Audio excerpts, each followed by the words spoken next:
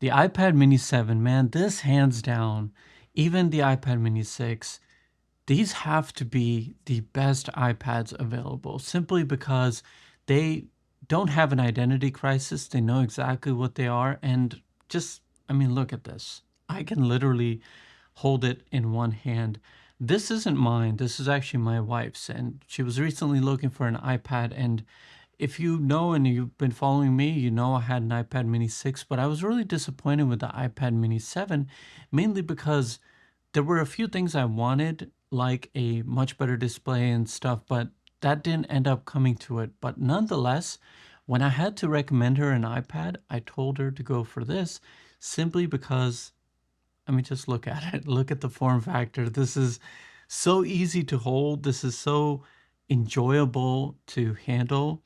It has plenty of performance. Like, I don't even need to sit here and run down through the specs to explain how wonderful of an iPad it is. Even if you're a gamer, even though that this does not have ProMotion, right? But still, what I loved about my iPad mini 6, and it's something I showed off too, is that with my gaming controller, the GameSir G8 Plus, the iPad mini, the mini 6, I think even older minis would work. I've only tried the mini 6 and then now the mini 7. They fit perfectly. Matter of fact, you can't fit any tablet that's bigger than that into that controller. And so if you like to play games, that's another incentive to get this, because even though you don't have that higher refresh rate, you still have all the screen real estate, which makes up for it. Now, this isn't your typical video that you see on YouTube. Oh, I regret buying the iPad Pro and I was wrong about the iPad mini. No, I'm just simply stating that if you're looking for the most comfortable iPad that is going to give you a very book-like experience, this is the iPad to go for. The pros are great for things like their display and other features that they have, and especially some apps that are taking advantage of their power. But until iPad OS gets to a level where it can do a bit more, the pros are just still not going to be good enough, right? They're not. It's really hard for me to justify why I bought a Pro iPad. So I'll tell you why I bought a Pro iPad is because, well, when I was buying it, I was trading in a bunch of things. And so I was like, you know what? I was disappointed with this. And so I was like, you know what? Let me get the Pro iPad. If anything, I'll return it.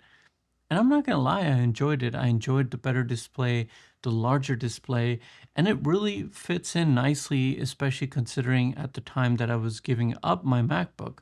But now that I have a MacBook Air, and then I have an iPad Pro, and then I have the Mac Mini, so I just don't really see it fitting in that well. But nonetheless, it's not like I'm gonna get rid of it.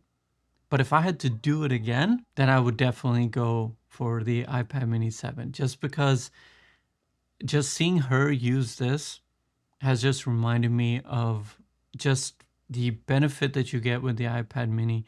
The form factor is great. The screen is large enough. It's a very comfortable experience. And when you buy this, you're not going to want it to do more. See, when you buy something like the iPad Pro, there's always a little bit of guilt. There's always that little bit like, man, did I really need to spend $1,000 on this? Like, but with this, you're like, I know what it is, I know what I paid for, and I know what I'm getting here. This, hands down, is the best iPad. The only other iPad I would recommend to 95% of the users is the basic iPad. Like, if you are, there's just going to be some people that don't want to have this small of an iPad. So if you want a little bit of a bigger experience, like my brother-in-law is a great example. He recently bought the standard iPad. And I think that for most users out there is more than enough. Either pick that, or if you want to be more compact and to have more of a portable iPad, pick this one.